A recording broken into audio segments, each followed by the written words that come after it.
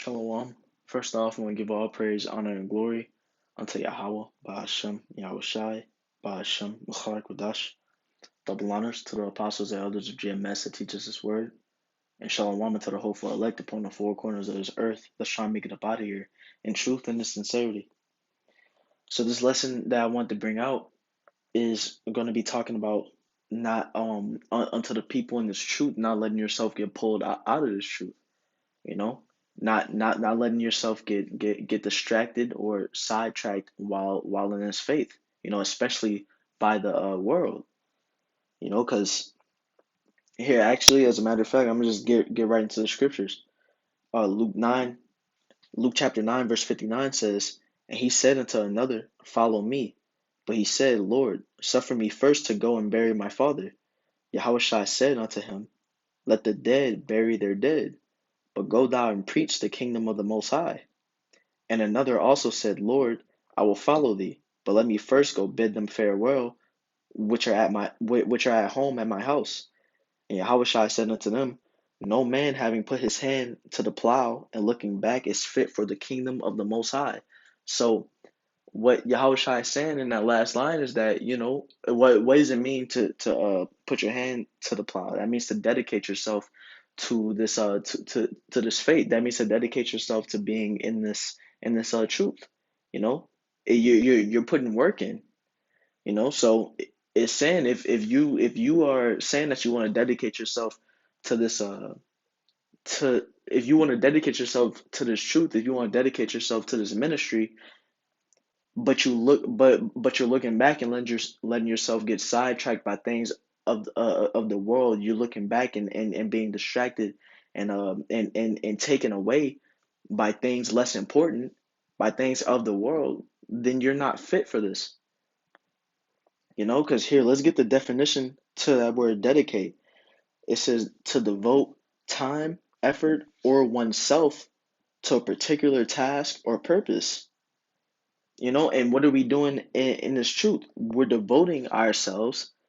And not only are we devoting our time and effort, but we're devoting ourselves as a person to our purpose. And what's our purpose in this truth? It's to feed the flock. It's to read, watch, and pray, and bring this word out unto the people in the dark. It's to be it's to be men of the Lord.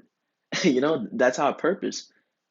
Because if this wasn't our purpose, and we were in the world, we wouldn't be doing nothing. We wouldn't be going anywhere. So we devote ourselves to this purpose. And is again, it's not just our time and effort, but we're devoting ourselves wholly. Our whole self. We're being living sacrifices. You know. So and the world is there to take us away from being those living sacrifices. The world is there to take us away from being on our job, from being in the top state that we can in our work. Because and not only the world, but you got to realize that Satan and demons are constantly trying to get you off your pivot as well. Satan is constantly trying to get us to mess up. And he uses so many different types of things, but what's one big thing that Satan will use? The world. He'll use distractions, and he'll pull you away from this truth. And that's Satan's number one goal, to pull us away from this truth. So here, as a matter of fact, let me get Romans chapter 12, verse 2.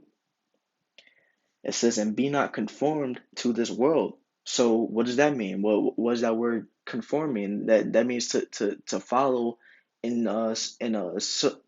someone else's footsteps. It means to act how other people act, you know, essentially to copy someone.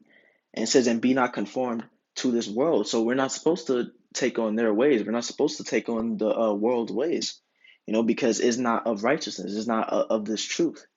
It's a wickedness, especially in this kingdom that we're in. It's a wickedness.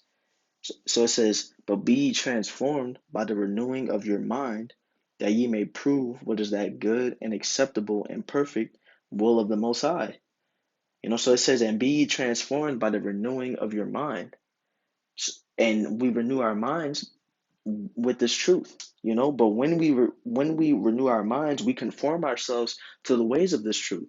We conform ourselves to the ways of prophets of old. We conform ourselves to the spirit, not of this world. So you gotta break away from, especially when first coming into this truth, because you come from the world. So you have to break away from that tie that keeps you chained down into the world to become that new man. And and that's hard because you have a lot of distractions and a lot of things in the world that can pull you back, or take you away from becoming that new man. So that's why you have to make sure that you're staying on you gotta make sure that you're staying in the spirit. You gotta make sure that you're constantly increasing so that you don't let yourself get pulled back. You gotta make sure that you're constantly praying, fasting, reading, so that you don't get pulled back. And in this kingdom that we're in, it's inevitable for us to be amongst the world. That's essentially a part of our job, being amongst the world, because we have to speak to people who are in the dark to bring them into the light. But even in our everyday life, we're constantly around the world, so we have to keep a certain conduct amongst them. Here I'll get Philippians chapter 2, verse 15.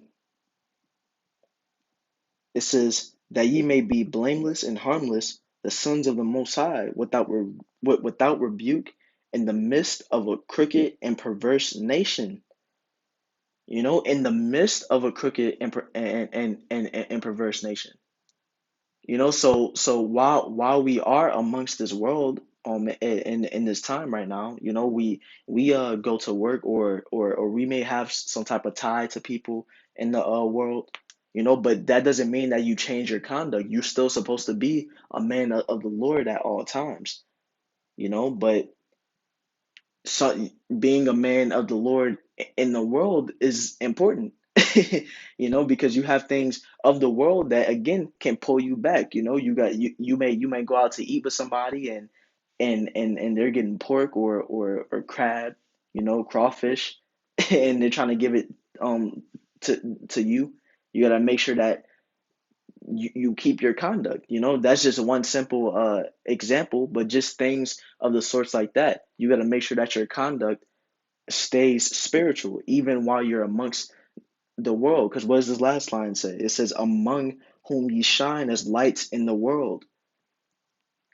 Because the people without this truth, what are what are they? What state are they in? They're in states of darkness. But once you get this truth, and once you transform yourself, you come into the light. So we have to be those lights that shine amongst the darkness. Going out on the highways, but putting these lessons out. That's our light shining amongst all this darkness in the world. All the darkness in this kingdom. And even if in our everyday conduct, because we don't constantly go around just saying to everybody we walk by in the street that we're Hebrew Israelites. We don't go start preaching the truth to everybody we see. But even in your everyday conduct, you should be a light amongst the darkness. Even while you have your Clark Kent disguise on amongst the world, you're supposed to still have a conduct, and you're supposed to walk in a certain way. You're supposed to talk in a certain way amongst people. You're supposed to act in a certain manner. Because if you don't, then you're too invested in the world. You're too conformed to the ways of the world. There should be a difference in how you act. Then there should be a difference between how you act and how the people uh, um in the darkness act. Because you're supposed to shine through that darkness. But here I'll get one more scripture, First John chapter 2, verse 15, it says, "Love not the world, neither the things that are in the world. If any man love the world, the love of the Father is not in him." So if you're letting yourself get pulled away, if you're still dedicating yourself unto the world and not these scriptures and not the Most High, because that's who we're really dedicating ourselves to. We're dedicating ourselves unto the Most High first and foremost. So we're not dedicating ourselves to the Most High and we're dedicating ourselves to this world, then the love of the Most High isn't even in us in the first place. The next verse says, "For all that is in the world, the lust of the flesh and the lust of the eyes and the pride of life is not of the Father, but is of the world." It says, "And the world passeth away and the lust thereof, but he that doeth the will of the Most High abideth forever." This is plain. And you go out into the world and you have all types of sin, wickedness every which way you look. You got people who aren't doing anything with their lives, aren't contributing any good. You're chasing money. You're chasing women, material possessions constantly. Strifing against brothers, not dedicating yourself unto the Lord. You know, constantly sinning, and that's not of the Most High. Being that light amongst that darkness is of the Most High. And we constantly sin, even being those lights, even in the truth, we constantly sin. So think of how much you'd be sinning if you were in the world.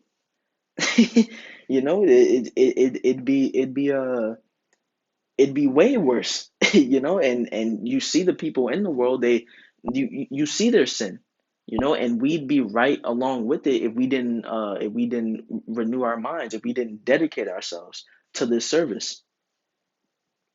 We'd be right along with them. We'd be in the same pit of sin.